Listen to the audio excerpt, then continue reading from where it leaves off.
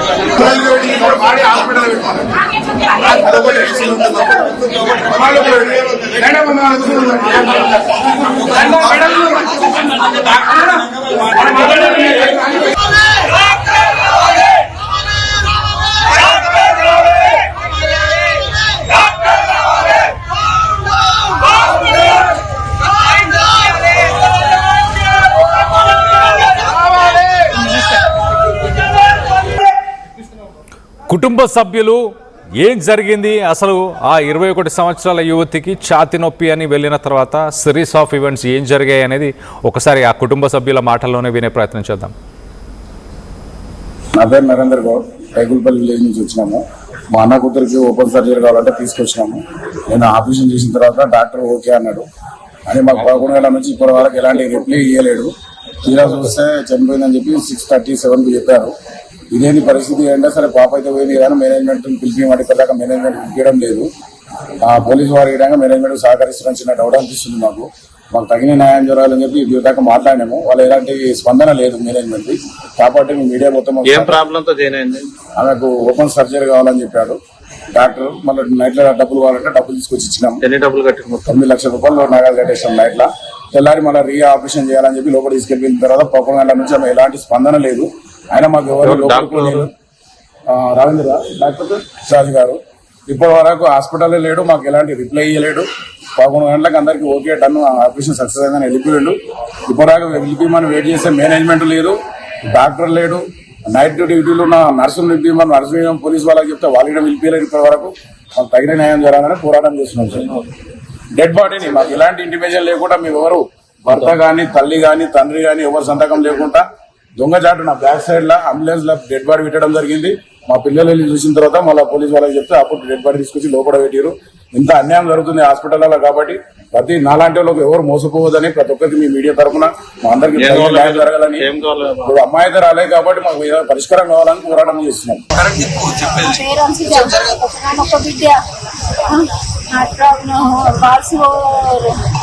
ఏం చెప్పిర్రు చెప్తే హాస్పిటల్ దొరికొచ్చిర్రు. మా ఆయన వచ్చిర్రు దొరికొస్తే ఇంటి నుంచి వేస్తామన్నారు. స్టార్ట్ వేస్తారేమో వెలుగు వేస్తారేమో వచ్చి రాదు.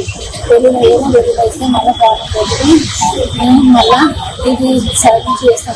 సర్జరీ అన్నారు వాళ్ళకి దిగురా ఇప్పుడే ఒక సర్జరీ చేస్తామన్నారు. డాక్టర్ చెప్పి ఒక్కసారి ఒక సర్జరీ ఏం చెప్పారు దిగురప్పుడు సరే చేపిస్తాను. కానీ డాక్టర్ ఈడ చేసినోడు బ్లడ్ ఎట్లా బ్లాక్ అవుతుంది ఆపరేషన్ చేసినాక బ్లడ్ బ్లాక్ అయిందని మళ్ళీ హార్ట్ మళ్ళీ చేసిండు సర్జరీ. రాత్రి కళ్ళు తెరిచింది, రాత్రి కళ్ళు చూసిందంట. మళ్ళీ నైట్ లో ఎగిరి పడ్డదంట. అప్పుడే పోయింది. అప్పుడు ఎవరు లేనట్టున్నారు వాళ్ళ ఇంట్లో మంది వాడ వాళ్ళు ఎవరు లేనట్టున్నారు. ఎవరు లేకనే అట్లా అయింది. డెలివరీ టైంలా నాకు నమ్మకం చేయలేదు. సరే సార్ దేవుని భారం వేసి సంతకం పెట్టినా అసలు బతికొచ్చింది నా బిడ్డ. అందరు ఉంటేనే ఇంజక్షన్ ఇచ్చిర్రు మళ్ళీ బాలాజీలా. లివర్ అప్పుడు ఏ ప్రాబ్లం రాదు. ఇప్పుడు ఎట్లా లివర్ అప్పుడు నాకు నమ్మకం వేయలేదు నా పిల్ల మీద. అప్పుడు మంచిగా అయింది. ఇప్పుడు ఎట్లా ఇట్లా అవుతుంది. పొట్టలు వేసుకున్నాడు. ఇప్పుడు ఎట్లా అవుతుంది పొట్టలు వేసుకున్నాడు. ఎట్లా చేస్తాడు. ఎన్నిసార్లు ఎన్ని గంటల నుంచి మత్తులు ఎంత ఇప్పటిదాకా మత్తులనే ఉన్నానని చెప్పిర్రు. నేను పోయి పట్టుకొని చూసిన చేతులు చల్లగా ఉన్నాయి, కాళ్ళు చల్లగా ఉన్నాయి. అంటే ఐసీలు ఉన్నందుకు చల్లగా ఉంటాయి అన్నారు. కళ్ళల్లో గుడ్లు ఉన్నాయి. ఇచ్చిన మమ్మీ లేబెట్టా మమ్మీ లేబెట్టండి. ఏమీ లేదు చెప్పొచ్చు కదా అప్పుడన్నా మరి అయిపోయిందని. మా గంగారాకి వచ్చి మా శివరాజు కాక వచ్చి ఎమ్మెల్యేకు ఫోన్ చేసి డాక్టర్ కు ఫోన్ చేస్తే అప్పుడు చెప్పిర్రు మాకు ఒక్కదాకా తెలియదు. అప్పుడు చెప్పిర్రు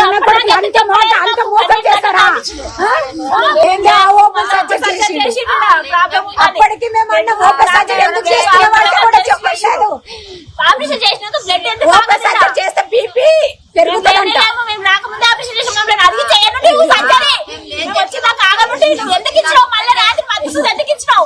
అందరిని పిలువనుంటే నువ్వు అందరిని పిలిచి అడగనుంటే అందరితో మాట్లాడనుంటే అందరితో ఆపరేషన్ చేసినాక తీసుకోవద్దు. బ్యాండేజ్ చేసిర్రు. బ్యాండేజ్ ఎందుకు వేసిర్రు అని మళ్ళీ అన్నాడు. చెప్పొచ్చు కదా. అందులో పోయినాక కళ్ళు తెచ్చి కళ్ళగా నీళ్ళు ఉన్నాయి. అంటే మాకు చదువు రాదనే కదా అది చెప్పలేవు. 2 సార్లు పంపించింది. 2 సార్లు పోయి చూసిన. ఎందుకు ఇట్లా చేసిరు. ఇంత మోసం ఎందుకు చేసింది నా పిల్లని ఒక బిడ్డ ఏం చెప్పిర్రు చెప్తే హాస్పిటల్ దొరికొచ్చిర్రు. మా ఆయన మట్టి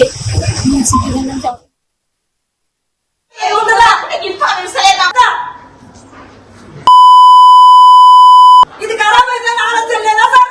చూపిస్తలేదు కదా ఖాళీ మాకు గిడి ఉన్నదని కూడా చూపిస్తలేదు నాకు. ఒక మాట చెప్తాను. ఇదంతా కాదులా చదువుకోలేదా మా దగ్గర పిల్లలు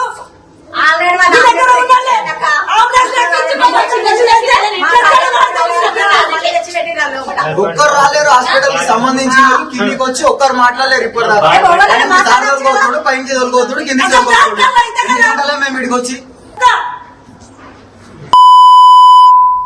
రైట్. కుటుంబ సభ్యులు ఛాతి నొప్పి అని జాయిన్ అయ్యాము. దాని తర్వాత మొదట స్టంట్ వేశారు. స్టంట్ తర్వాత ఓపెన్ హార్ట్ సర్జరీ చేస్తున్నామని మాకు ఇంటిమేషన్ ఇవ్వలేదు. ఎందుకు ఇంటిమేషన్ ఇవ్వలేదు? దాని తర్వాత 11:30 ఆ సమయానికి వచ్చి ఆపరేషన్ సక్సెస్ అయింది అంటూ చెప్పారు. దాని తర్వాత రాత్రి వరకు ఆ గాయత్రిని బంధువులు చూసే అనుమతి ఇవ్వలేదు. దాని తర్వాత తను చనిపోయింది అన్న ఇన్ఫర్మేషన్ కూడా దాచిపెట్టారు. మృతదేహాన్ని కూడా తరలించే ప్రయత్నం చేశారు అంటూ కూడా బంధువులు ఆరోపిస్తున్నారు. దీనికి సంబంధించి మరింత అప్డేట్ తీసుకుందాం. మా ప్రతినిధి సురేష్ అందుబాటులో ఉన్నారు. సురేష్తో మాట్లాడి తెలుసుకునే ప్రయత్నం చేద్దాం. సురేష్, చెప్పండి, ఏంటి ప్రస్తుతానికి హాస్పిటల్కి సంబంధించి ఈ ఘటనకు సంబంధించి కేసు ఏమైనా నమోదు చేశారా? Thank you. ఏదైతే నిన్న రాత్రి హైదరాబాద్ చందనగర్లో పిఆర్కే హాస్పిటల్ దారుణం జరిగింది. ఏదైతే 20 ఏళ్ల యువతి దానికి సంబంధించి గుండె నొప్పి రావడంతో ఛాతీలో నొప్పి రావడంతో ఈ నెల 11 హాస్పిటల్లో చేరిన గాయత్రికి సంబంధించి స్టంట్ వేస్తామని చెప్పేసి ఫ్యామిలీకి చెప్పకుండా ఓపెన్ హార్ట్ సర్జరీ చేశారు. సో ఓపెన్ హార్ట్ సర్జరీ అయిన తర్వాత కూడా 14వ తారీఖు, ఈ నెల 14వ తారీఖు కూడా ఆపరేషన్ సక్సెస్ అయింది అంటూ మందులు నమ్మించే ప్రయత్నం చేశారు. తర్వాత మందులు చూడడానికి సార్ మరి ఆపరేషన్ సక్సెస్ అయింది కదా, మేము పేషెంట్ ని చూస్తామని చెప్తే కూడా మందుల్ని కూడా అనుమతించలేదంటూ మాపోయారు. సో తర్వాత పేషెంట్ పరిస్థితి విషమంగా ఉంది, చనిపోయిందంటూ మళ్ళీ కొద్దిసేపటి తర్వాత ఏదైతే సినీ పక్షులు ఏదైతే మనం రెగ్యులర్ గా సినిమాలలో చూస్తుంటాం, సో సినిమాలో జరిగినట్టుగానే ఒక డ్రామా అంతా కూడా ప్లే చేశారని చెప్పేసి బంధువులు చెప్పడం జరిగింది. సో బంధువులు కూడా ఎప్పుడైతే గాయత్రి మరణించిందని చెప్పడంతోనే బంధువులు పెద్ద ఎత్తున కూడా హాస్పిటల్ దగ్గర పెద్ద ఎత్తున ఆందోళన చేశారు. సో పోలీసులు కూడా వచ్చి శాంతింపజేశారు. ఎఫ్ఐఆర్ నమోదు చేస్తాము, దానికి సంబంధించి కేసులు నమోదు చేసుకుని హాస్పిటల్ మీద చర్యలు తీసుకుంటాం, నిజాలు తెలుసుకోవాలని చెప్పేసి చెప్పించిన తర్వాత కూడా బంధువులు బంధువులు కూడా ఇంకా ఆందోళన చేస్తున్న పరిస్థితి. సో ఖచ్చితంగా ఇటీవల కాలంలో హాస్పిటల్ ఇలాంటి ఘటనలు రెగ్యులర్ గా జరుగుతున్నాయి. సో ఆపరేషన్లు వికటించి అయితే చాలా మంది కూడా చనిపోవడం జరుగుతుంది. Hello, right